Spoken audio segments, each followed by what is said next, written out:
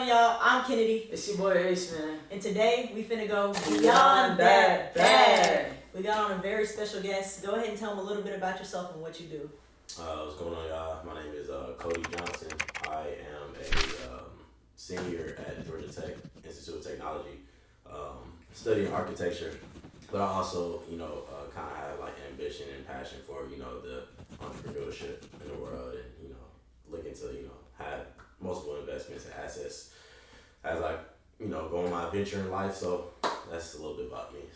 So I know you spoke a little bit about investments. We know you're into the rental car business and you want to get into a few other streams. But what kind of started that investment journey? Like, what clicked in your head when you were like, I want to be an entrepreneur? I think the struggle and hardship of, tackling life on your own. So, you have parents, but, once they start, lifting their foot off the gas, it gets tough on top of being in school. So I guess that kind of stride started really taking a toll on me when I started realizing, like, okay, how can I fund my necessities and also, be in school?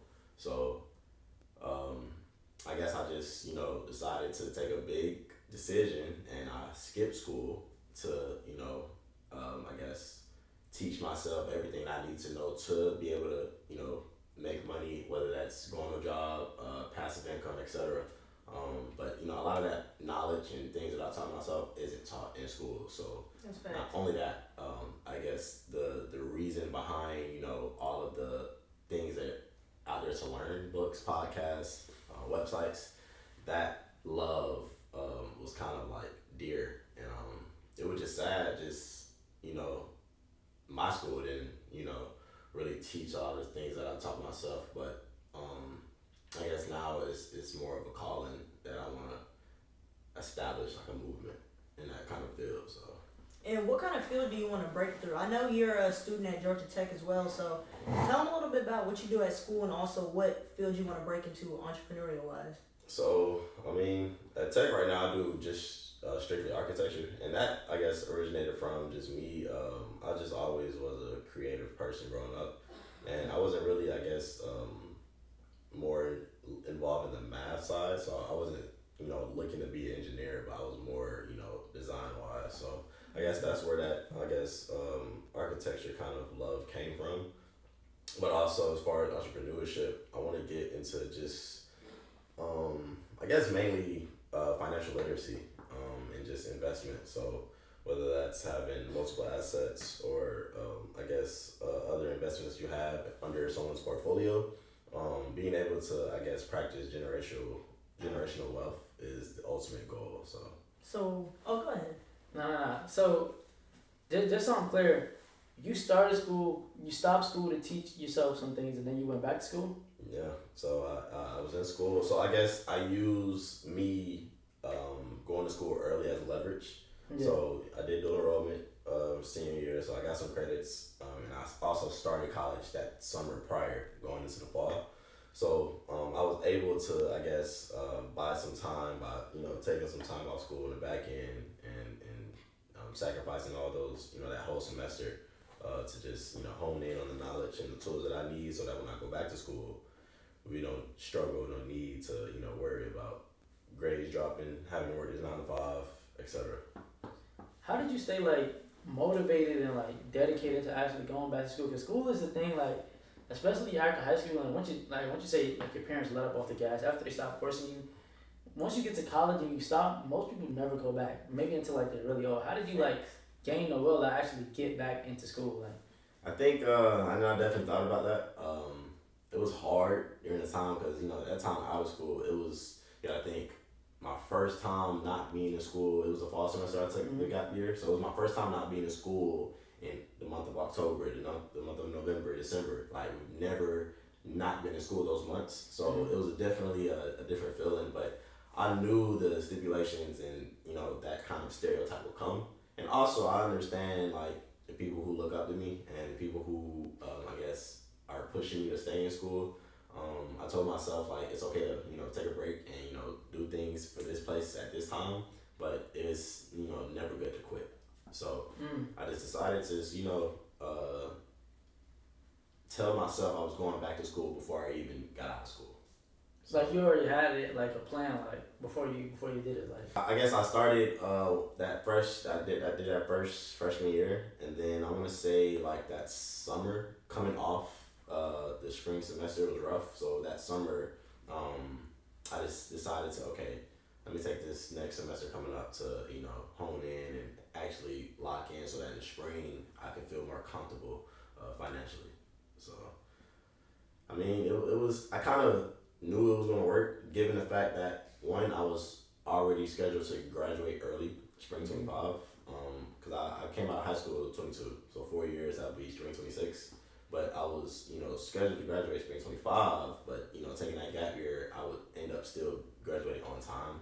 It would just be pushed back to spring 26, which is the 4 years. So, I mean, it worked out. So right now, I'm still planning, looking to graduate in the spring, and just keep fulfilling what I'm doing and what I started in 2023. Yeah. So what's your take on entrepreneurs going to college? Because of course, you run a couple of businesses on the side. What made you feel like you had to go back to school besides just outside motivation? Like, do you feel like it's a necessary thing, or just what are your thoughts on that? I guess this is a very, serious topic for others. For me, I honestly, it's kind of weighted, but I would give majority of the percentage. Me going back to school was to not let the people who wanted me in school down. I learned so much in the time that I wasn't out of school, it made me realize do I even need to go back. But then again, I understood what I came there for, and I understood what my original passion was. So then I just kind of took the tool of what I learned as another arm instead of cutting the ones I already have and to replace a new one. So I guess me kind of telling myself, okay, I can go to school for these 4 years, and why would I go to school for these 4 years just to work under someone? But also I go to school for these 4 years to kind of learn a skill and also kind of manage another skill that I'm learning on my own time. So it's kind of a 2-for-1 instead of putting all your marbles in one thing, just in case, life is ups and downs. So I definitely, and then another thing, I was, I guess, not as confident in myself to really just give up on school. Like, I understood, I had to humble myself, given the fact I'm at one of the best schools in Georgia. So it's like, why pass up this opportunity? It could be useful some way, somehow later down the line. That's very true. That's all. Georgia Tech's a hard school to get into too. So, I know it took a lot of work just to even get into that school. So I understand. It's like, why did I do all that not to finish? You know what I mean? It's actually like to take it a step further. I got deferred the first time I applied to go to Tech, and I tried again. So it's like now I really you gotta do it now. Yeah, like you actually tried. And the thing you said about, I thought that was so fire. You just said, why would I like take my arm or replace it with a new arm when I could just add it on? Yeah. Like that's so tough. fire because like I'm not in school, but I have a lot of friends who are in school. Like even Kennedy, and like you can see people who are in school. And part of the reason why I'm not in school is the battle of trying to be financially stable and like pursue higher education. It's like something that people really struggle with because it's like, what do you prioritize? You're in your 20s, you don't have the support of your parents, but you need to eat, you need to pay your rent, you need to do all these things. And it's just like when you start getting money, a lot of times people like trade that for a school. So the fact that you can combine both and do both is super, super dope. Yeah. And speaking of both, tell me a little bit about that rental car business you got going on. I've seen a couple cars that you have now. You actually got a new car today too, right? Added to the fleet? So actually that one is on its way being into the fleet. Usually what I do is, we get a couple cars and we kind of have like some testing protocol. But also right now I'm actually kind of, slowly progressing in that kind of field. That was kind of more of a, placeholder to kind of get things rolling as far as the kind of entrepreneurship kind of realm. And it was also kind of easy manageable. Also being in school, I didn't have to really be someplace at all times. With that kind of business, like I've definitely reaped the benefits and also, seen the downfall. And I mean, it's everything in life is just your risk. The risks you take for the reward that you were trying to get. So with that, it's I would look at it as like definitely a good investment, but I mean you have to run it right. So I'm kind of, I guess, still in the process of, wrinkling out the wrinkles in the plan that I have. But also, it takes experience. So no one can just, hand you a handbook. You can't really just plan for mistakes. So you just have to just go through them. Right now, I'm kind of still in trial and error phase with that. So it's going good pretty far. I have a couple whips. Most of them will be kind of booked up. More of the high end economy whips come and go. But I guess the fruit in that kind of business is people need cars for X, Y, Z reasons. So it's definitely, crucial and beneficial to me as far as my situation that I have going on right now. But it's just one of those things where I can start here and blow from there. So I've thought about B&B business. I've thought about suites and wine and warehouse labor. All those things that kind of you can invest into. But also another thing is you can look into is that I look into is stocks, day trading, just everything that I guess can turn into an asset. So cars are just the first one. So when you picked cars, right? How did you break into that space? Cause I thought about doing it. I am interested in it, but I feel like that's a difficult space to break into. It's kind of like a high entry point. Some people say you need a mentor. How did you get into that while also being a full-time student? So I'm not gonna lie, I didn't, necessarily know how to go about it. I had, the pleasure of having one of my kind of older, uncles kind of give me the layout because he does it. And just following his footsteps, and also watching him kind of go through his trial and errors and not, following his kind of mistakes. But I look at it as a two-way street. His mistakes is my mistakes and vice versa. So it was more easier to accept that, plan going into crunch time. I have school, going back into the next semester. What can I do now to use my knowledge and put it to a plan of action? So that was just the easiest thing to kind of bite onto. But that was it wasn't like a woke up one day and I love cars. Though I do love cars, but I just kind of seen the progression it could take. As you talking, the one thing that's most prominent when you talk is that you're such a forward thinker. You're always looking for the next thing. Your mind is very proactive. Where do you feel like that come from? Did that come from any experiences early in your childhood? Where do you feel like you got that proactiveness in your in the way that you move? It's a question I've never been asked, but growing up in a lot of group projects and group work, I guess there's a difference between doing all of the work and also being proactive in the work that you do. So I guess I was always, that team member that would, take the extra step to complete this thing so that it will be easier for that person. Yeah. I was a team player, but I don't know, my independency just kind of drives me. So if I'm too dull, if I'm not doing anything, it just irks me. So I have to be able to find a way to better what I've already kind of managed or created. Hence, that's kind of right now, I've kind of, built my, investment team name to be Profitable Motion. Because I believe that every step that, one should desire to take, it should be a profit towards that if you're in that kind of realm. So I guess that's where that, kind of stride and, hunger came from. That's pretty tough. And the name Profitable Motions, I like how you said you're into a lot of different investments.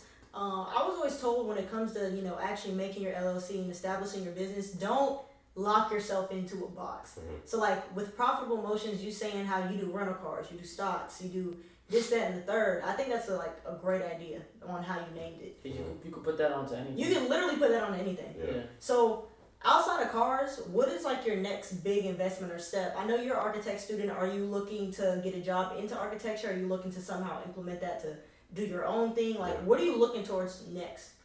I guess right now is kind of it's a lot of different options. I'm first looking to solidify this graduation ticket. One, to kind of use that as, I guess, leverage to, I don't know, bring my ideas to, I guess, a small firm who's looking to, design suites for hair salons, or I guess a small, my kind of realm I want to get into as far as architecture would be residential housing.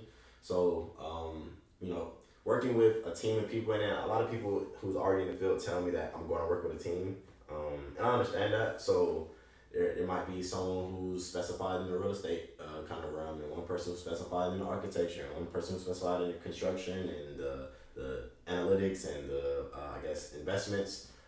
All those people kind of come together and I guess create something from there. So right now, I'm just kind of just viewing my options on what I can do, because there's so much on the table and there's so much potential that I have, and I don't want to kind of overlook it. So just taking my time, just kind of figure out which way I want to go, whether that's directly into the business world, really tapping into AI and investments and political I guess information at that. Also going into architecture and that kind of realm. It's a lot of different options I can do. So with that many options, and especially with you being involved so much on your campus, what does that like work-life balance look like? Because if y'all don't know, we're gonna tag his Instagram and everything. He's very involved on campus and school. He's in a lot of different organizations. So like, how do you balance that? Because it sounds like you work. What Yeah. At what point do you I guess it just comes down to what you want to do at the end of the day. So yeah, I do a lot. Like I wouldn't say I'm full time at any or all of them, but I'll throw parties, or I'll sell cars, rent cars out. I do architecture.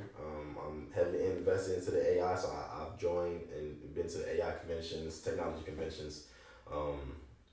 Also a part of a fraternity as well. So it's a lot on the table, but I mean, at the end of the day, I still kind of do, or I guess put forth what I want to do for passion wise. So I don't know. I guess what I do is organize things on a calendar.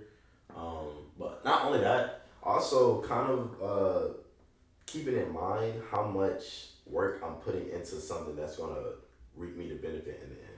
So I'm not gonna overly, I guess, put all of my time into hanging out with friends, or also just staying at home playing the game. Like those kind of times, if you can flip it to, I guess, how it can benefit you later in I guess, your life, year, weeks, whatever your goals are, I try to minimize those type of, I guess, interactions. So That's fair enough.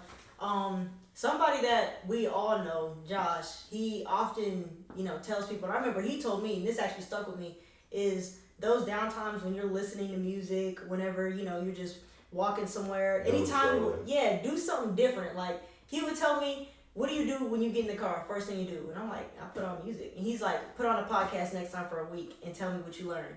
Yeah. And I was like, hold on, that actually changed a lot for me. So I like that you said that. A lot of people, they waste their time. You know what I'm saying? I mean, well, we're human at the end of the day. I'm not saying I don't waste time. Like, that's why I'm in the process of trying to not waste the time. There's nothing wrong with acknowledgement. And so that's why I kind of like tell myself, like, it's okay. We're human at the end of the day. There might be things where I'm thinking to myself, well, I shouldn't be doing this right now. So I'd rather someone be able to take accountability and also overlook their wrongdoing. That's fair enough. That's real.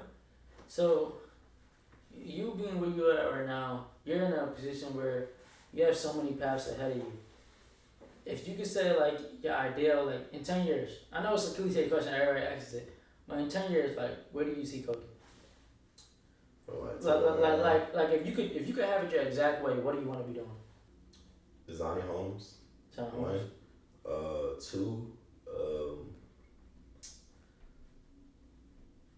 I guess the essential goal, or what I would want my life to look like, is doing what I love without getting paid for it. So that's doing architecture. That is teaching young men like me coming out of college how to make money, how to make passive income, how to not work for the rest of their lives. Mm-hmm. So doing those things without having to get paid for it.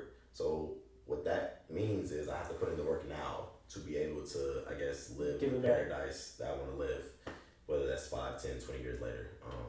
So I guess right now a place to go that I want to retire about 35. Mm-hmm. So if I'm 31, around those coming years, I'm looking to push for that goal. But at the end of the day, like I wanna be able to comfortably just live in freedom, and also spread that kind of word and that kind of joy that it can happen to you as well. So like a mentor, life coach kind of thing. Exactly. That's kind of fire. I like that. Yeah. So I guess my ideal as far as the business would be, I guess a product of what especially the black community could be. We get a lot of stereotypes of we're not able or we won't be that guy, but I mean, it only takes one person to have an idea. So yeah. That's true. That's dope, and that's literally exactly what this podcast is about. This podcast, like, we really want to just show like young black people, like, get people on and give them examples of what they can be, Yeah. or give them examples of like this is possible for you. Like whatever you want to do, there's a possibility. There's somebody who can do it, and there's somebody that you can see a familiar face that actually gets to do some of the things that anybody wants to do. So I know you're not where you want to be at. You're not retired, and you're not in a space where you're actually focused on getting things yourself before you can coach or give back and give Right. all the game to other people. But right now, if there was a 15-year-old who walked up on you on the street and said, "Yo, like I see all the things that you're doing. Like, what's your advice to me?" Build your credit. And what I mean by that is, even though he's 15, I guess, how I look at it is if I'm going to get some food or if I'm going to go buy something, that change that's left over. And I know a lot of people don't use cash now, so I guess if we're in a world where it's just digital, create an account where a lot of that change that you're not using just dumps into that account. Because once you have, I guess, a certain, saved up amount of money, whether that's, $5, $10, $100, $500, Mm-hmm. being able to manipulate it and have it work itself would be crucial at an earlier age than if you was to start at 21. So I guess putting down the pouring cement and putting the foundation down at an earlier age is crucial. And what that looks like is, saving that every inch of money you can that you're spending. It will definitely be beneficial to you in the next coming years. So when you say build your credit, like what's a good first step for anybody watching out there that might not have any idea how to even start that? I would say start off with secured credit cards.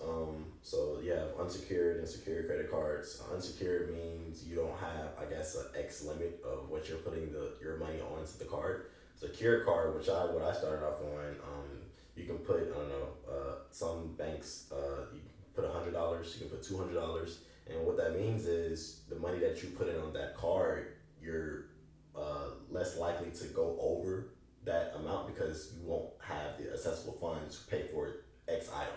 Whereas an unsecured card, the item is $10,000. You don't have $10,000 on that card. You will still be able to get that item because of that unsecured credit. So having that secured credit kind of teaches you that discipline early on to be able to tell you like if you can't afford it without having the money, you shouldn't be buying it with the money. You know what I'm saying? Put it down, bro. You don't need it. Yes. Starting out there. Yeah, like secured is like just basically borrowing it from yourself. Yeah. Unsecured is borrowing from the bank, which So it teaches you that discipline. Eventually, you're gonna have to pay back. And that answer to my question was actually kind of crazy because that's the first kind of answer like that we got on the podcast. Because a lot of times we get like stay focused, stay consistent. Like that was the first actionable answer that we've ever got. Like somebody can actually take that and be like, that's something that I can do right now, like put into action. So that's super super dope. So of course, with the rental cars, with being an architect, anybody out there that's watching, they might want to know kind of like what's that's like, any advice. And you already said build your credit, but on the bright side of things, what's the best part about having those type of avenues and income streams? I guess for me, as I hope for anyone else, it brings community. There's a lot of different people that I meet because that one person might know someone else who does the same thing I do. So it builds community. One, also, I guess you're able to do more and attach your things to different realms and part of the world. So whether that's if I'm doing architecture, that could lead me to someone who does real estate, who knows someone that also owns land, who does nothing, that doesn't know what to do with it. So those kind of, I guess, arms and kind of legs that build a team, that right there is more valuable than having your own, I guess, platform who follows you. I had seen a quote the other day, if I can remember it, I want to say, if you have a platform that follows you, you need to take that same platform and share it to other platforms instead of honing in that own power, because you don't know what is out there for you. You don't know what potential is in store for you. So I guess giving back what's received to you is always gonna be better for you in the long run. So that's the joy of being able to do this, being able to do that. Like me throwing parties, it's put me in positions to where I know, I guess, CEO of companies who know this person who does architecture. You know what I'm saying? So it just opens so many other doors that you don't know what's in front of you the next week and the next month. So it's exciting. That's fair. You know, I always hear, you know, your network is your net worth. So that's important. That is definitely important. For sure. Alright, now you talked about like some of the bright spots. What's some of the toughest spots of getting into all of these different avenues and just kind of being like a serial entrepreneur? Even the parts people don't see or don't know about, like just the absolute Like if there's one part you could delete out of it, like what would that be? I would say, of course, the criticism and the hatred that you would get from your peers or you get from people you don't know. But I mean that comes with everything. So not only that, I would say it's tough that you gotta go through struggle to see progress. So I guess a lot of people kind of overlook that, but there is no progress without any struggle. So obviously, if we could live in a perfect world, everyone would, but that's what's going to determine a boy from a man or a girl from a woman. Just being able to go through that fire and tell yourself there's light at the end of the tunnel. I guess that is the biggest thing life can offer you. So not trying to, I guess, think about what the downfalls or I guess the things you don't want to go through, the things you don't want to see. You have to kind of accept it and expect them. You know what I'm saying? It can't be peaches and cream the whole way. So that's the first answer we've had like that too. I'm not gonna lie. A lot of people are quick to say, you know what, get rid of this. That'll make things 1,000 times better. But like you said, that is what separates. I mean, but some things are just out of your control. Like there's going to be that person in here, telling you go to this party. You have to expect those things. It's almost like you what's the term? It's almost like you're like finding beauty in the struggle, like you're embracing the journey. Yeah. And when you do that, that means like that nothing can knock you off your pivot because you're always just you're okay with any issues that come. That's real. Well, hey man, I appreciate you coming on the podcast. My boy Cody, I'm so glad you pulled up and came inside. Again, I'm Kennedy. I'm Ace. And we just went beyond that bag. Before we end the episode, I gotta do one more thing. Just because of how the episode went, because of one of the things you said in this episode, you said you're trying to retire yourself by 35. I want you to look in this camera, I want you to give yourself a message, and I want you to look back on it 15, 20 years from today. Whenever you see this, it's probably going to be all the way in the bottom of our archives. I want you to look at this and just give yourself a message for yourself when you're 35, 40, when you reach those goals. And you'll be back on here at 35, by the way, so yeah. You're good. We're going to make you watch this again. For sure. All right, so this is 35-year-old Cody talking to you. Hope you're doing good right now. This is where things are starting to happen. It's 2025 right now, and you still live in your mom's crib. So hope you're not doing that right now still. But yeah, I definitely kind of feel where you're at right now, and just kind of understanding that I got it right now. So I guess that's my motivation speech to my 35-year-old self. So yeah. Just know you ready to plan. Yeah, ready. Alright, thank you. We appreciate y'all. It's Ace, man. It's Kennedy. And we just went beyond Beyond that that bag. Let's go. We out here.